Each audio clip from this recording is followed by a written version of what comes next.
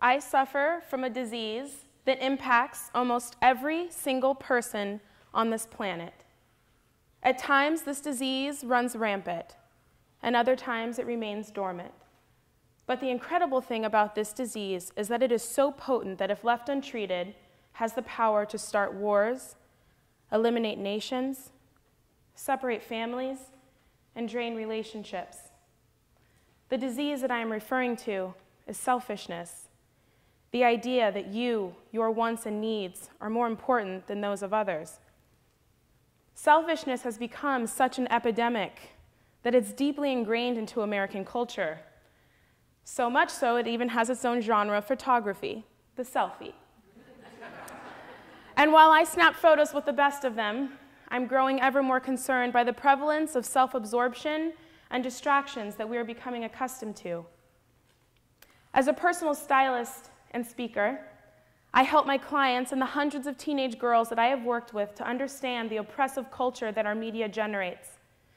I help them see that there is nothing wrong with them because they fall short of the impossible standards of beauty that our country's media produces, exploits, and exports. But you see, the media is working hard against me to ensure that we breed a nation of shallow, self-absorbed thinkers that find mind-numbing pleasure in reality television, the over-sexualization of women, repetition of stereotypes, and catfights. It could seem almost ironic that a personal stylist would be talking to you about selflessness. And therein lies what sets my mission apart.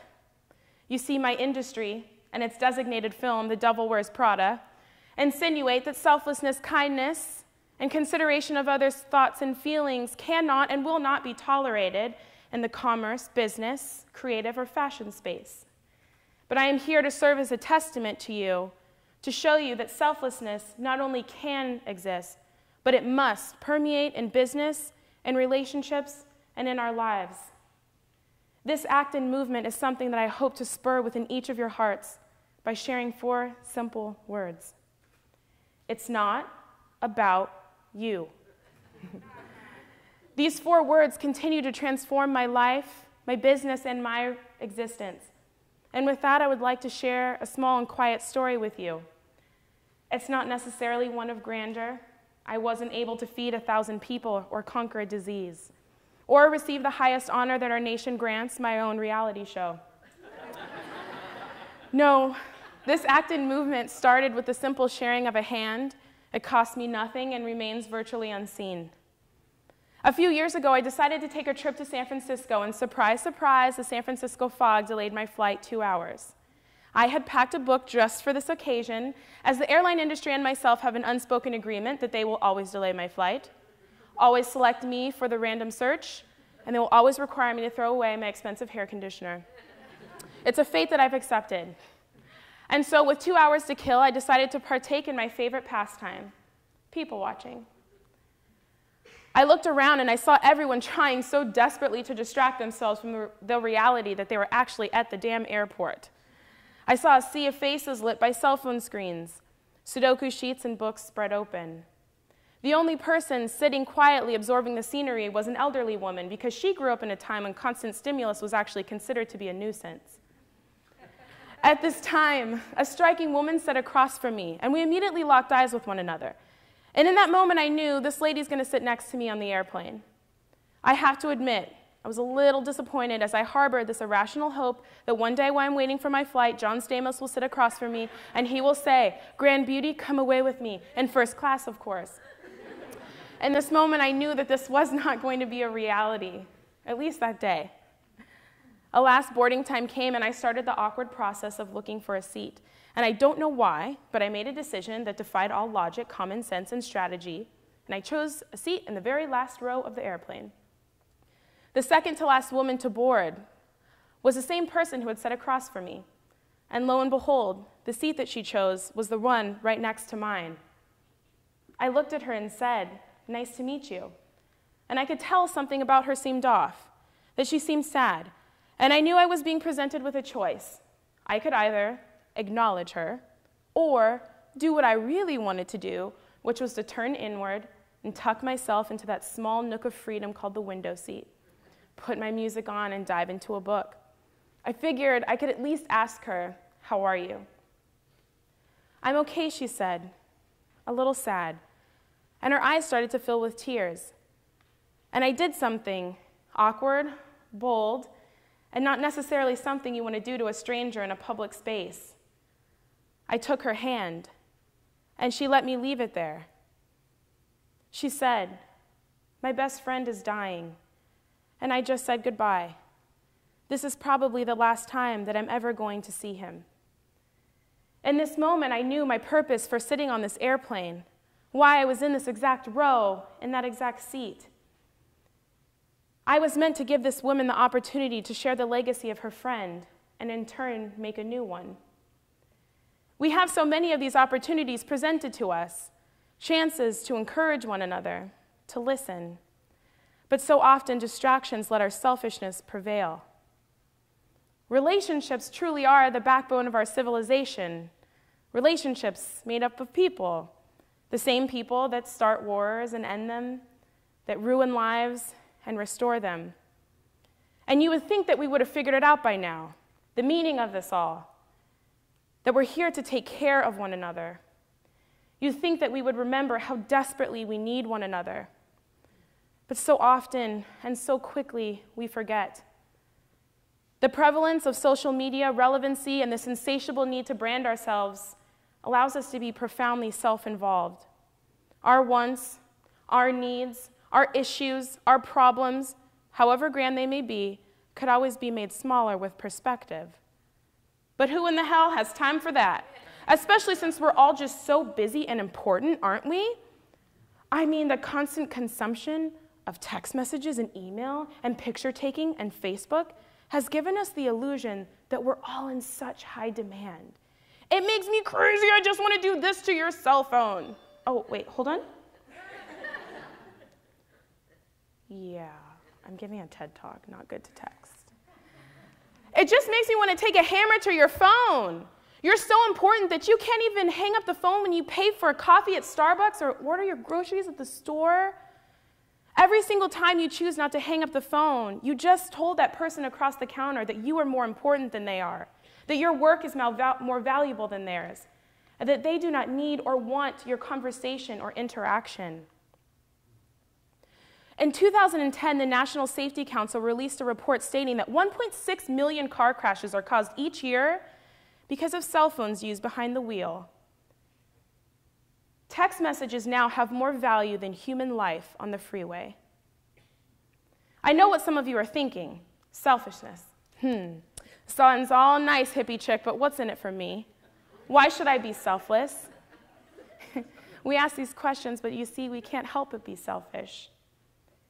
Happiness researcher Sean Aker has been able to prove in his extensive research that if you perform random acts of kindness for 2 minutes a day for 21 days, you can actually retrain your brain to be more positive.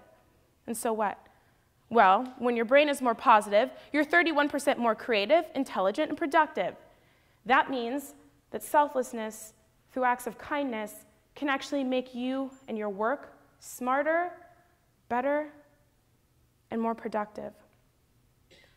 Selflessness, the consideration of others' feelings. This is not easy work, nor is it glamorous or sometimes simple. And while humbling and happiness-inducing, it can also be vulnerable, scary, and dirty.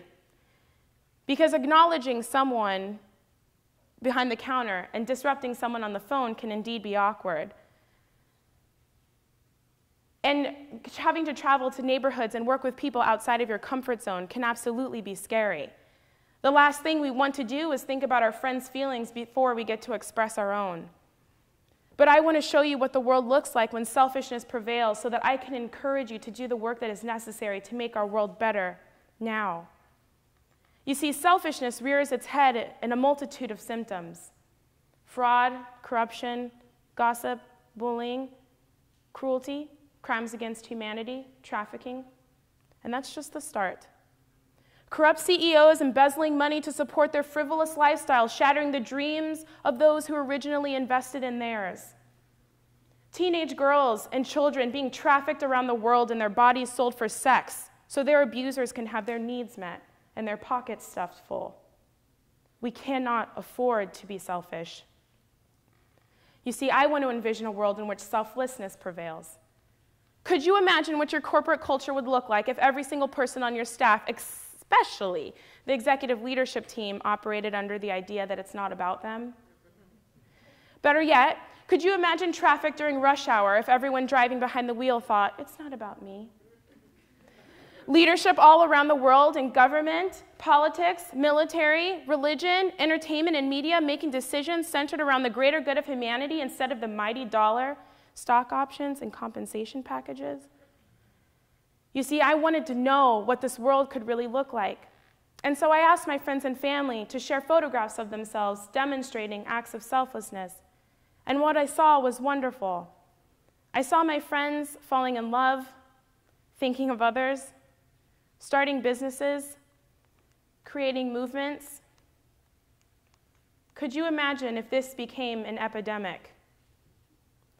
You see, I am awestruck by the profound control that we have over one another, but also I am terrified from it.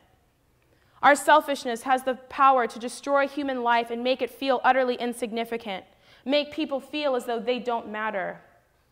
But our selflessness has the power to restore that same life we destroy. Our selflessness has the power to strengthen the thread of humanity that binds us together. I invite you to just jump into selflessness, to hurl yourself at the feet of others, to place yourself in the hearts and minds of those around you. And herein lies your call to action. I would like you to pinpoint a relationship in your life that could use some selflessness. Perhaps you've been impatient with a coworker who drives you crazy. It's everyone here. Or you've been arguing with a loved one or spouse. Maybe there's a homeless woman that you see every day on your way to work. Fix it. And I don't mean with intermittent random acts of kindness, but with chronic, omnipresent selflessness. This is it. This is the work that we must do, or we are in jeopardy of living in a Machiavellian world where every person is out for themselves. Inside of your folder, you'll see a red balloon card much like this one.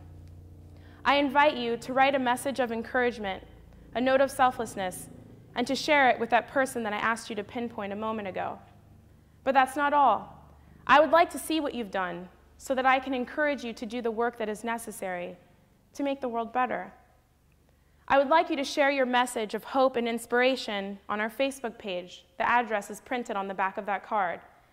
And yes, I know it's a bit odd that I'm asking you to share moments of selflessness on social media, but I do feel that Facebook could certainly use an epidemic of selflessness versus self-promotion. This is my friend Solveig, the woman from the airplane. I was so excited to hear that her shiatsu practice is going quite well, and her best friend made a full recovery and just visited her this year in Stockholm. She just welcomed her first grandchild, Helena.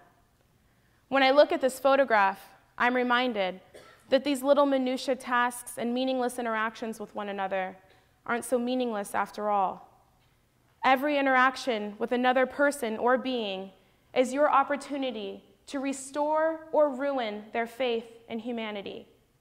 And so I ask you, how do you choose to live? How do you choose to speak? How do you choose to conduct business? Slow to anger, grace before truth, the greater good of humanity over the benefit of a elite and select few. Because don't you get it? It's not about you.